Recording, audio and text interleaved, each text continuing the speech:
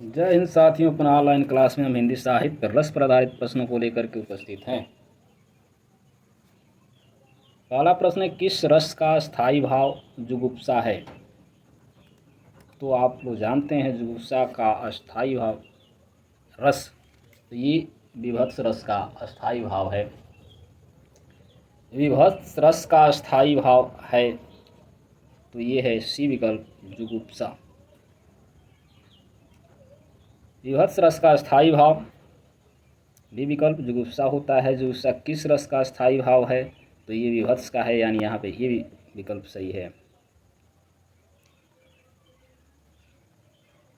जुगुप्सा का स्थायी भाव तो ये होता है, अस्थायी भाव है। जुगुप्सा का अस्थायी भाव होता है तो यहाँ है डी, विभत्स रस का। अद्भुत रस का अस्थायी भाव, तो अद्भुत रस का अस्थायी भाव होता है विस्मय, यानी सी विकल्प सही है। अद्भुत रस का अस्थायी भाव विस्मय यानी आश्चर्य होता है। जुगुप्सा विभत्स रस का अस्थायी भाव है। इस प्रकार क्रोध तथा निर्वेद क्रमशः रौद्र और शांत रस के अस्थायी भाव हैं। अद्भुत रस का अस्थायी भाव क्या है? तो अद्भुत का अस्थायी भाव विस्मय है। तो हम व्याख्या देख चुके हैं। प्रश्न है, विस्मय का या आश्चर्य किस रस का अस्थायी भाव है? तो ये है सी विकल्प, अद्भुत रस का। शांत रस का अस्थायी भाव है, तो शांत का सी विकल्प निर्वेद होगा। शांत रस का अस्थायी भाव सम या निर्वेद होता है।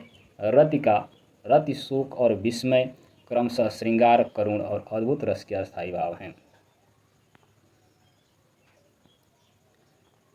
निर्वेद अस्थायी भाव है, तो निर्वेद शांत का अस्थायी भाव है। आगे यहाँ पंक्ति है इस प्रश्न में, राम करूप निहारत जानकी कंकन के नग की परछाई, उपयुक्त पंक्ति में कौन सा रस है? तो यहाँ राम को निहारती हुई यानी देखती हैं जानकी यानी सीता, कंगन कंगन के नग यानी शीशे में परछाई को देख रही हैं, अर्थात यहाँ पे श्रृंगार रस होगा। डी विकल्प सही है। प्रस्तुत पंक्तियों में श्रृंगार रस यहाँ राम आलम्बन है, सीता आश्रय है, कंगन के नग में परछाई देखना उद्दीपन है, राम की परछाई को देखना आदि अनुभाव, स्तब्ध, हर्ष, संचारी भाव, अस्थायी भाव रति है, जो इन सब से पुष्ट होकर जो संयोग श्रृंगार रस का परिपाक करता है। प्रस्तुत पंक्ति संदर्भ में असत्य कथन का चयन कीजिए। तो यहाँ दिया गया है, चमकी बीज बन गरजी तरासा, बिरह काल हुई जीव गरासा। अब इसमें आपको पहचानना है, हमें असत्य कथन पहचानना है। विरह का मानवीकरण है, अवधि भाषा का प्रयोग है, वियोग श्रृंगार है, प्रकृति का आलंबर रूप में चित्रण है। तो यहाँ पे है डी विकल्प, प्रकृति का आलंबन रूप में चित्रण।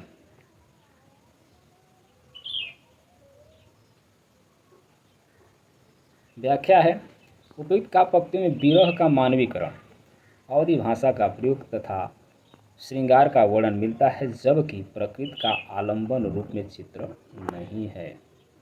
इसलिए यह डी विकल्प असत्य है। प्रश्न के अनुसार उसमें असत्य ही पूछा गया है।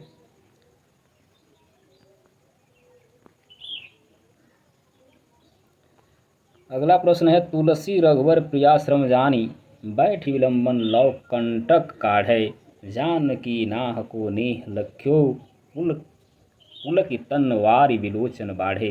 यहाँ कौन सा रस है? तो यहाँ श्रृंगार रस है। ये पंक्ति वनवास के समय की है। पूरी पंक्ति में श्रृंगार रस है। यह प्रसंग राम वन गमन के समय का है। श्रृंगार रस का अस्थायी भाव रति होता है, अर्थात बी विकल्प सही है।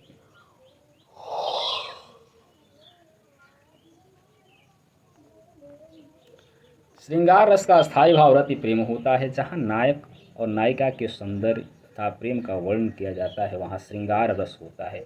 इसके दो भेद होते हैं, संयुक्त श्रृंगार वियोग अथवा विप्रलभ श्रृंगार। श्रृंगार रस का स्थायी भाव रति होता है, ये विकल्प सही है। मेरे तो गिरधर गोपाल दूसरो न कोई, जाके सिर और मुकुट मेरो पति सोई।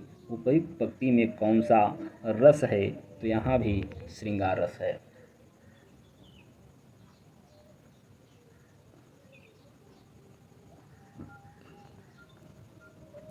प्रस्तुत पंक्तियों में श्रृंगार रस का वर्णन है। यह पंक्ति मीराबाई द्वारा रचित है, जिन्होंने श्री कृष्ण को पति के रूप में स्वीकार करते हुए इन पंक्तियों की रचना की है। विप्रलभ श्रृंगार में वियोग की कितनी दशाएं मानी गई हैं? तो 10 दशाएं मानी गई हैं। वो 10 दशाएं कौन सी हैं? व्याख्या में हम लोग देख लेते हैं। विप्रलभ या वियोग श्रृंगार में वियोग की 10 दशाएं मानी गई हैं, जो इस प्रकार हैं: अभिलाषा, चिंता, गुण कथन, स्मृति, उद्वेग, प्रलाप, उन्माद, व्याधि, जड़ता और मरण। अन्य महत्वपूर्ण तथ्य, अग्नि पुराण में अन्य रसों को श्रृंगार रस का भेद माना गया है। केशव देव आदि आचार्यों ने श्रृंगार रस को रसराज माना है, रसराज यानी रसों का राजा माना है। देव ने श्रृंगार रस में सभी रसों को बिंबित माना है।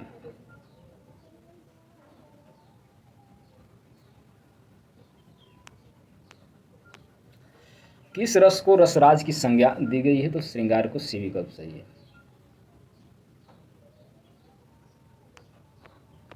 यहाँ प्रश्न है,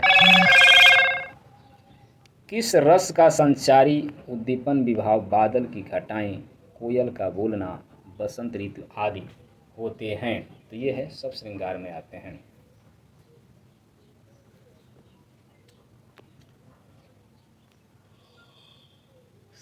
श्रृंगार रस का उद्दीपन विभाव बादल की घटाएं, कोयल का बोलना, बसंत ऋतु, उद्यान कुंज, चंद्रिका, नायक नायिका की प्रेम चेष्टाएं आदि हैं। आलंबन, हर्ष, लज्जा, उत्सुकता आदि संचारी भाव हैं। श्रृंगार को रसराज भी कहते हैं। रसों को रसराज की संज्ञा दी गई है, तो श्रृंगार को दी गई है। निशिदिन बरसत नयन हमारे, सदा रहत पावस ऋतु हम, पर जब ते श्याम सिधारे। उपयुक्त पंक्ति में कौन सा रस है? तो यहाँ है बी विकल्प, वियोग श्रृंगार का।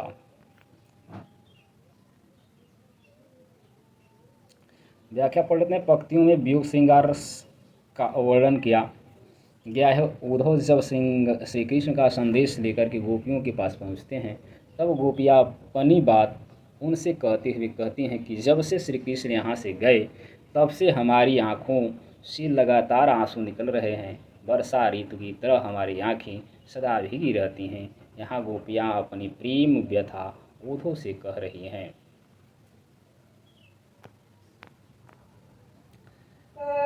फाड़ी नखन सब